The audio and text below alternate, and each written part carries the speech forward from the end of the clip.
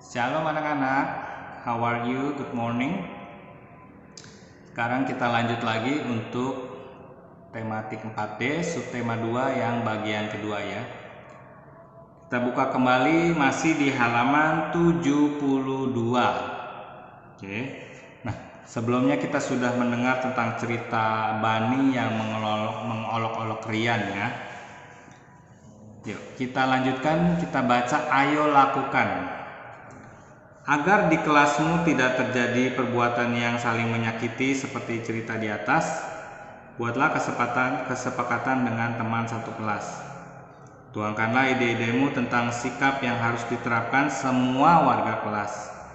Diskusikanlah ide-idemu itu di kelas sehingga menemukan kata sepakat.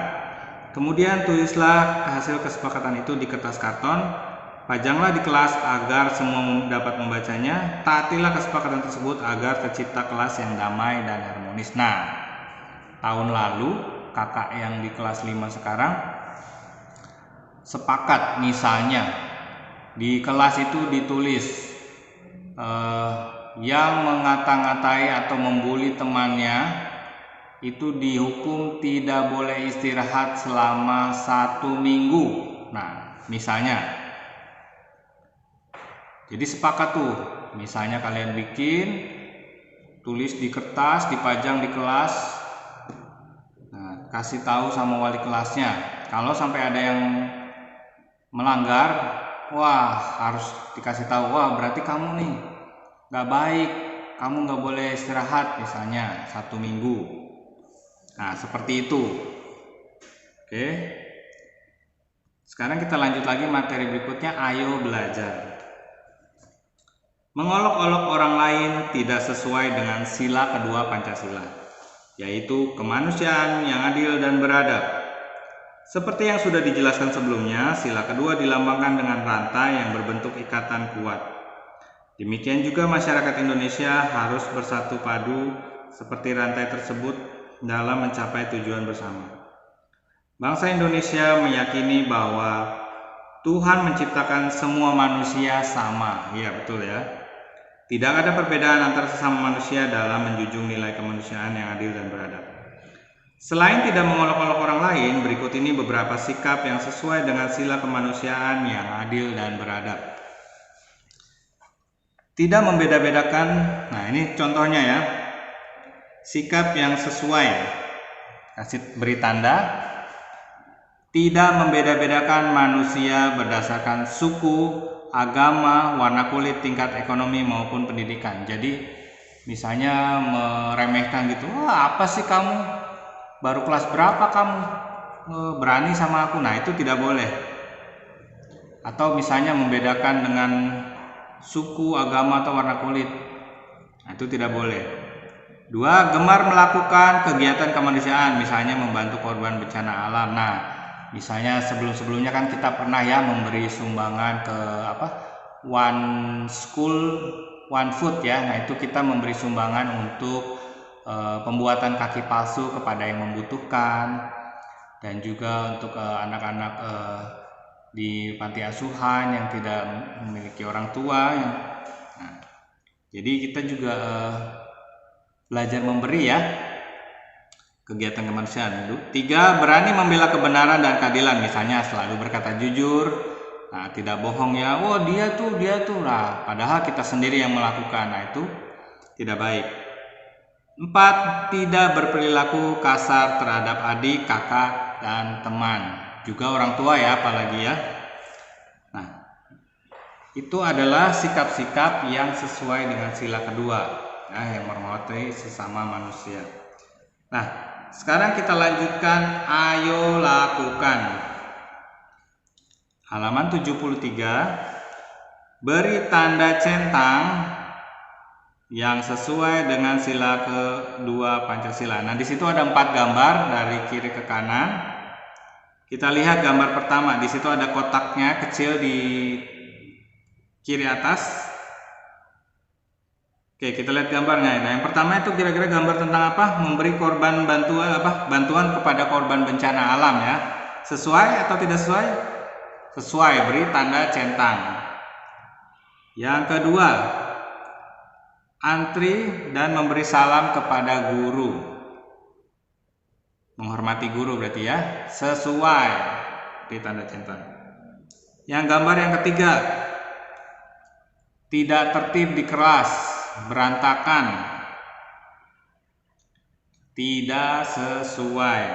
Oke, gambar yang keempat yaitu bermain rukun dengan adik, sesuai ya. Oke, sudah diisi latihannya. Kita lanjut lagi di halaman 73. Oke, nah ini ada cerita ya. Kisah teladan Ibu Tati.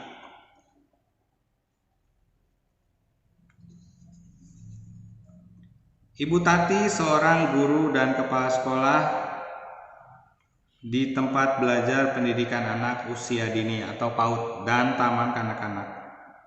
Sebelum menjadi guru dan kepala sekolah, Ibu Tati hanyalah seorang ibu rumah tangga.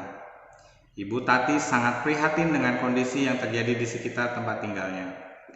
Anak-anak warga di sekitar tempat tinggalnya memiliki keterbatasan untuk mendapatkan akses pendidikan usia dini, yaitu sekolah untuk anak-anak kecil ya.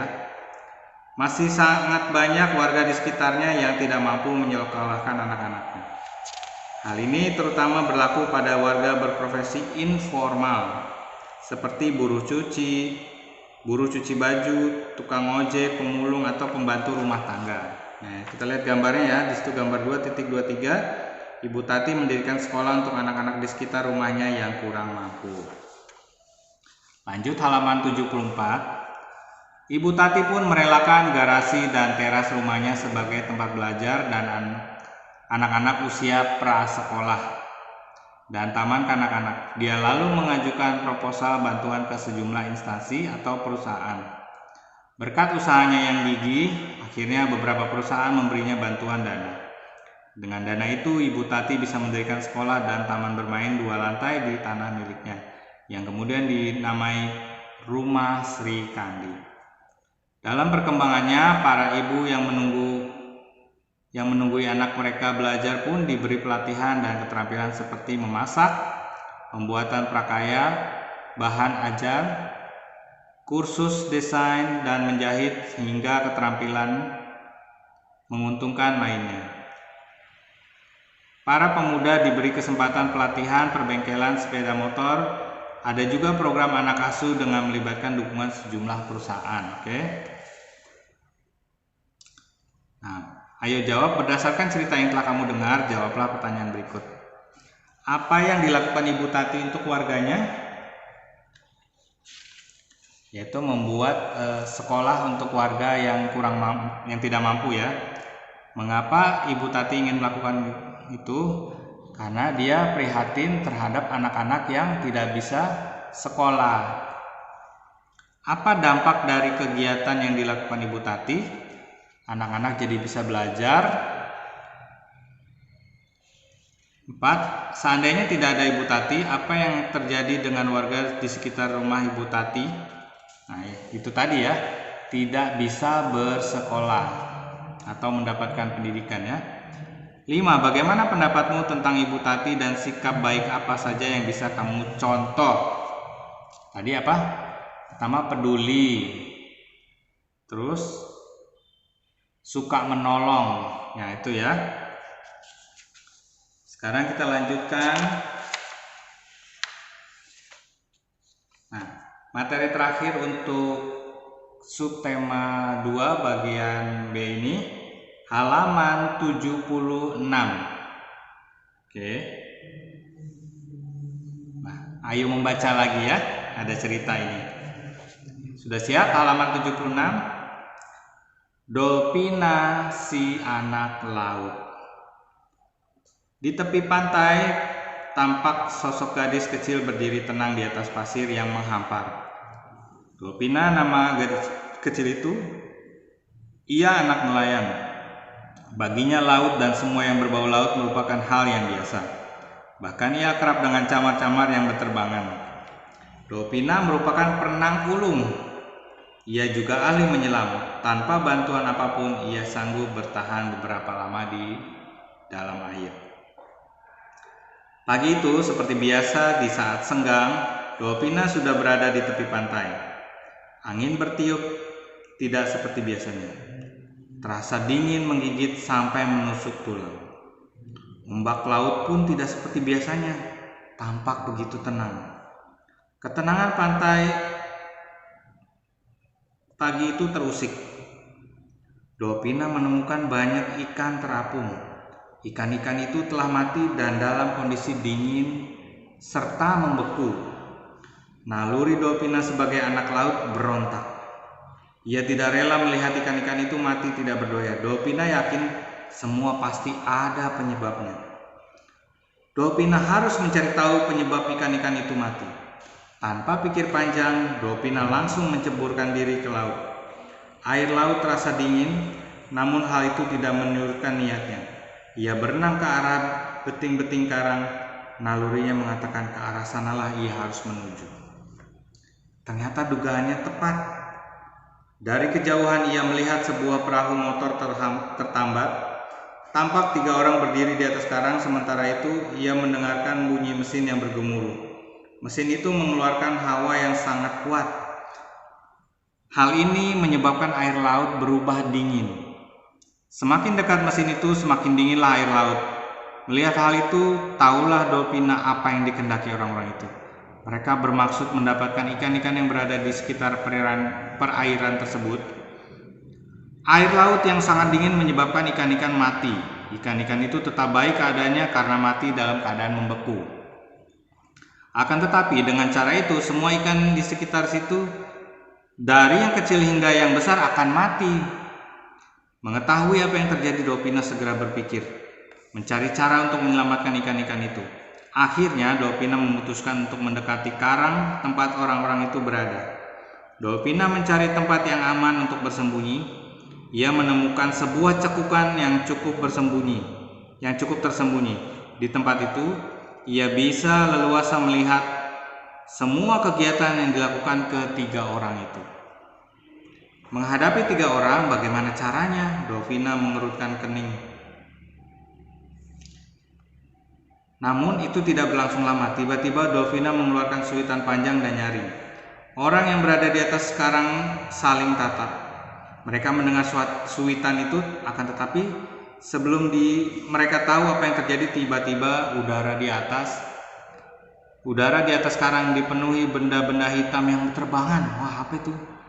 Serang! Seru Dovina. Mendengar seruan itu, benda-benda hitam yang ternyata burung camar menyerang 3 orang yang berdiri di atas karang itu. Mereka benar-benar kehilangan nyali dan kewalahan. Akhirnya, orang-orang itu menyerah. Mereka segera menyalakan perahu motor lalu kabur dari tempat itu. Oleh karena paniknya, mereka lupa membawa mesinnya. Setelah orang-orang itu kabur, Dovina segera mendekati karang tempat mesin yang membuat ikan-ikan mati itu ditinggalkan. Mesinnya itu diseret hingga ke pantai. Dovina melaporkan peristiwa yang dilihatnya kepada kepala desa. Sejak peristiwa itu, kepala desa beserta warga sekitar laut melakukan patroli agar kejadian tersebut tidak terulang lagi. Perbuatan ke-3 orang itu jika dibiarkan akan sangat merugikan. Tidak hanya merugikan alam, tapi merugikan warga sekitar pantai yang juga mengandalkan laut sebagai sumber mata pencaharian. Begitulah kisah Dovina yang berhasil menghentikan suatu usaha jahat dengan bantuan camar-camarnya. Oke. Sudah. Nah, demikian materi subtema 2, tema tingkat D tentang Pancasila sila kedua. Oke. Nah, untuk PR-nya kerjakan evaluasi 2 halaman 86. Oke. Halaman 86 kirim ke Google Classroom. Oke, demikian untuk materi subtema 2. Shalom, Tuhan Yesus memberkati.